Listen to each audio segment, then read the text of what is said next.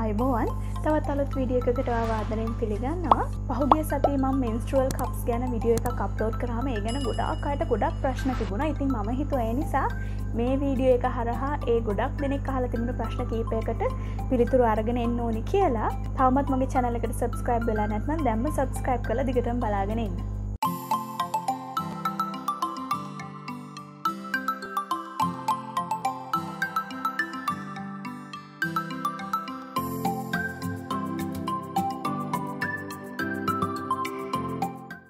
menstrual cup එකක් කියන්නේ මොකක්ද කියලා මම ආපහු පැහැදිලි කරන්න බලාපොරොත්තුවක් නැහැ. මොකද මම පහුගිය සතියේ සවිස්තරාත්මකව ඒ ගැන පැහැදිලි කරලා දුන්නා ඔයගොල්ලන්ට. හොඳ ප්‍රමිතියෙන් යුතු menstrual cup එකක් ඔයා මිලදී ගත්තොත් ඔයාට අවුරුදු 2 ඉඳලා අවුරුදු 10 වෙනකන් කාලයක් දක්වා කිසිම ප්‍රශ්නයක් නැතුව මේ එකම cup එක පාවිච්චි කරන්න පුළුවන්.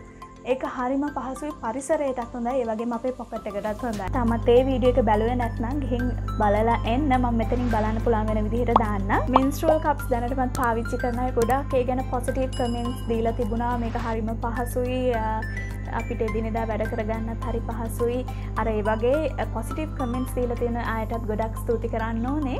එහෙනම් අපි බලමු මොනවද මේ ප්‍රශ්න සහ මොනවද ඒවට පිළිතුරු කියලා. menstrual cup එකක් යෝනි මාර්ගයට ඇතුල් කරාට පස්සේ ඒක ආපහු හොයාගන්න නැති වේද? එහෙම නැත්නම් අපිට එළියට ගන්න බැරි වේද? ඒක කිසිසේත්ම වෙන්නේ නැහැ. අපේ යෝනි මාර්ගයේ එක පැත්තක් විතරයි සාමාන්‍ය වශයෙන් විවෘත වෙලා තියෙන්නේ. අනිත් කෙළවර ගැප් ගෙලින් ආවරණය වෙලා තියෙන. ඉතින් ඒ නිසා කොයිම විදිහකටවත් menstrual cup එක යෝනි මාර්ගයට ඇතුල් කරාට පස්සේ හොයාගන්න නැති වෙන තරම් ඇතුළට යන්න වගේ දෙයක් වෙන්න විදිහක් නැහැ. මොකද ගැප් ගෙලේ හරිම පුංචි සිදුරක් තියෙන්නේ. ඒ අපේ ඔසප්පීමේදී එළියට එන රුධිරය පිට කරන්න විතරයි. සහ දරුපතකදී තමයි සම්පූර්ණයෙන් ඒ දරුවා එළියට එන්න පුළුවන් විදිහට ඒ තරමට ගැප් ගෙල විවෘත වෙන්නේ. ඒ නිසා කොයිම විදිහකටවත් මේ menstrual cup එක යෝනි මාර්ගයට ඇතුල් කළාට පස්සේ හොයාගන්න බැරි වෙන්නේ නැහැ.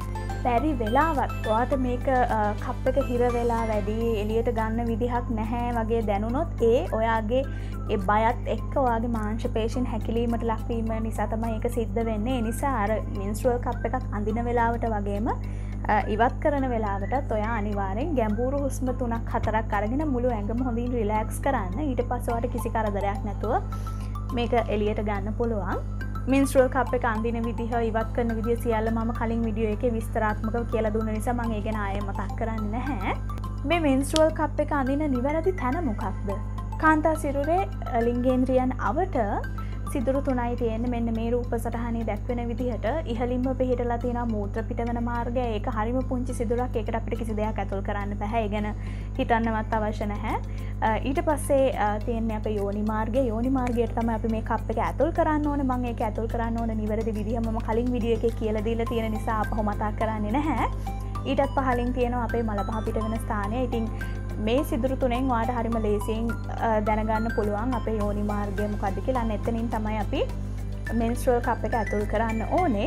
මේ සිදුරු තුන එකිනෙකට වෙන්ව පිහිටලා තියෙන නිසා ඔයාට menstrual cup එකක් පැලඳගෙන ඉන්න අවස්ථාවේ වුණත් මූත්‍ර පිට කරන්න පුළුවන්, කිසිම ප්‍රශ්නයක් නැහැ. menstrual cup එකක් පැලඳීම යෝනි මාර්ගයේ විශාල වීමක් සිද්ධ වෙනවද? අපේ යෝනි මාර්ගයේ පිහිටලා තියෙන මාංශ පේශීන් හරිම ඇදෙන සුළුයි. දරු උපතකදී දරුවාට පිට වෙන්න පුළුවන් තරම් විශාල වෙන්නත්, ඊට පස්සේ යෝනි මාර්ගයේ තිබුණ තත්ත්වයට පත් වෙන්නත් හැකි වෙන විදිහට හරිම ඇදෙන සුළු විදිහට තමයි යෝනි මාර්ගය ආවට තියෙන මාංශ පේශීන් ස්වාභාවිකවම ඇති වෙලා තියෙන, පිහිටලා තියෙන්නේ. ඉතින් ඒ නිසා menstrual cup එකක් දැම්මා කියලා යෝනි මාර්ගයේ විශාල වීමක් සිද්ධ වෙන්නේ නැහැ. මොකද මේක medical grade silicone වලින් හදලා තියෙන නිසා හරිම නැවෙන සුළුයි. ඒ නිසා ඔයාගේ යෝනි මාර්ගයට menstrual cup එක ඇතුල් කරාට පස්සේ ඒ අණුව cup එක හැඩ ගැහෙනවා මිසක් එහෙම නැතුව මේක ඇඳගෙන හිටියා කියලා ඔයාගේ යෝනි මාර්ගයේ විශාල වීමක් සිද්ධ වෙන්නේ නැහැ. ඔසප්පීමකට පිට වෙන රුධිරය දුර්ගන්ධ හමනවා, විෂ සහිතයි. ඉතින් ඒක ඇඟ ඇතුලේ තියාගෙන ඉන්න එක හොඳයිද? මම දැක කීප දෙනෙක් කමෙන්ට් කරලා තියෙනවා ඊය හරිම කැතයි, මේව ඇඳලා මොන ලෙඩ හැදෙයිද දන්නේ නැහැ. ඔය වගේ විවිධ කමෙන්ට්ස් දාලා තිබුණා එක එක අය. ඉතින් කියන්න ඕනේ පෑඩ් එකක් අඳිනවට නම් වැඩියේ මේක සෞඛ්‍ය ආරක්ෂිතකමින් වැඩි. මොකද පෑඩ් එකේ ගෑවෙන්නේ අපේ සිරුරෙන් එළියට යන රුධිරය බාහිර පරිසරයත් වාතයත් එක්ක ගැටිලා තමයි පෑඩ් එකේ ගෑවිලා තියෙන්නේ. ඉතින් එතකොට ඒ ටික පැය ගාණක් අපේ හැමේ ඇතිලි ඉන්නවා කැදියන්න. එතකොට නම් රෑෂස් ඇති වෙන්න පුළුවන්. menstrual cup එකට එකතු වෙන රුධිරය බාහිර පරිසරයත් එක්ක කිසිසේත්ම ගැටිලා නැති නිසා, ඇඟ ඇතුළෙම තියෙන නිසා කිසිම විදිහකින් කැසීම් ඒ වගේ දේවල් ඇති වෙන්නේ නැහැ. කිසිම විෂවීමක් සිද්ධ වෙන්නෙත් නැහැ. ඔයාට මේ ගැන බයයි නම් වෛද්‍යවරයාගෙන් අහන්නත් පුළුවන් ඔයාගේ. මේ menstrual cup එක හදලා තියෙන medical grade silicone වලින්. ඒ කියන්නේ හරිම සිනිඳුයි කිසිම විදිහකින් ඔයාගේ යෝනි මාර්ගය තුල කැපීම් සීරීම් සිද්ධ වෙන්නේ නැහැ. ඒ නිසා ඒ ගැන කිසිම දෙයකට බය වෙන්න එපා. යෝනි මාර්ගය ආශ්‍රිතව මොනවා හරි රෑෂ් එකක් හරි කැසීමක් හරි මොනවා හරි ප්‍රශ්නයකට ඔයා බෙහෙත් ගන්න කෙනෙක් නම් එහෙම ප්‍රශ්නයකට මුහුණ දෙන කෙනෙක් නම් අනිවාර්යෙන් මේක අඳින්න කලින් වෛද්‍යවරයාගෙන් උපදෙස් අරගෙනත් ඉන්න හොඳට මතක තියාගන්න. රාත්‍රී නිින්දට යද්දිත් මේක පළඳින්න පුළුවන්ද? ඔව් අනිවාර්යෙන් පුළුවන්. නිවැරදිව මේක පැළඳුවොත් කිසිම හේකින් කාන්දු වීමක් සිද්ධ වෙන්නේ නැහැ. ඉතින් ඔයා නිදාගෙන හිටියා කියලා සිරුරෙන් පිට වෙන්න යන මේ රුධිරය සිරුර ඇතුළට ආපහු ගලායමක් සිද්ධ වෙනවා කියන දුර්මත වල නම් පිටින්න එපා. මොකද ගැප් ගල ස්වාභාවිකවම හැදිලා තියෙන රුධිරය පිටතට පිට කරන විදිහට. ඉතින් කිසිසේත්ම මේ රුධිරය ආපහු ඔයාගේ ගර්භාෂය කරා යන්නේ නැහැ.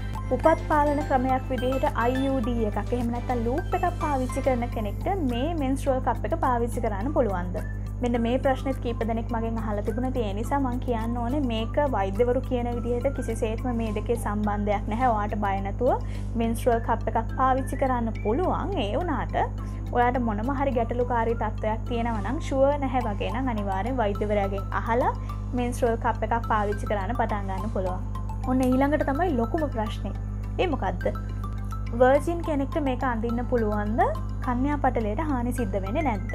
ඒ කියන්නේ දැන් අපේ ලංකාවේ හිතාගෙන ඉන්නවා වර්ජිනිටි එකයි කන්‍යා පටලය අතර සම්බන්ධයක් තියෙනවා කියලා. එහෙම වෙන්නත් පුළුවන්, නොවෙන්නත් පුළුවන්. කවදාවත්ම ලිංගික සම්බන්ධයක් පවත්වපු නැති කෙනෙක්ට උනත් උපතින් කන්‍යා පටලය පිහිටලා නැති වෙන්න පුළුවන්. සහ ස්වාභාවිකවම ඒක විවරයක් තියෙන අය උපදින්නත් පුළුවන්. ඒ කියන්නේ මේක ටිෂු එකක් වගේ තමයි තියෙන්නේ. කොහොමත් මේකේ පුංචි හරි විවරයක් තියෙන්න ඕනේ. එතකොට තමයි මේ ඔසප් වෙන රුධිරය සිරුරෙන් එළියට ගලාගෙන එන්නේ. ඒ වගේම මේ කන්‍යා පටලයට හානි වෙන්න පුළුවන් විවිධ ක්‍රම තියෙනවා. ඒ කියන්නේ මොනවාද?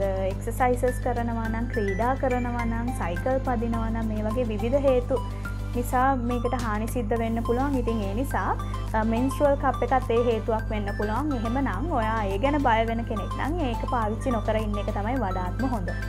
ඉතින් මේ වගේ ප්‍රශ්න ගොඩාක් අහලා තිබුණා. ඒ අතරින් කීපයක් තමයි මම තෝරගත්තේ. ඒ කියන්නේ වැඩි දෙනෙක් අහලා තිබුණු ප්‍රශ්න තෝරගෙන තමයි මම මේ උත්තර දුන්නේ. ඉතින් මම හිතනවා ඔයගොල්ලෝ දෙයක් ඉගෙන ගන්න ඇති කියලා. එහෙනම් මගේ වීඩියෝ එක ලයික් කරන්න, කමෙන්ට් කරන්න, යාළුවොත් එක්කත් ෂෙයා කරගන්න.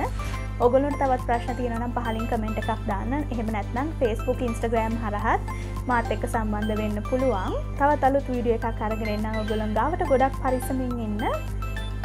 ජය වේවා.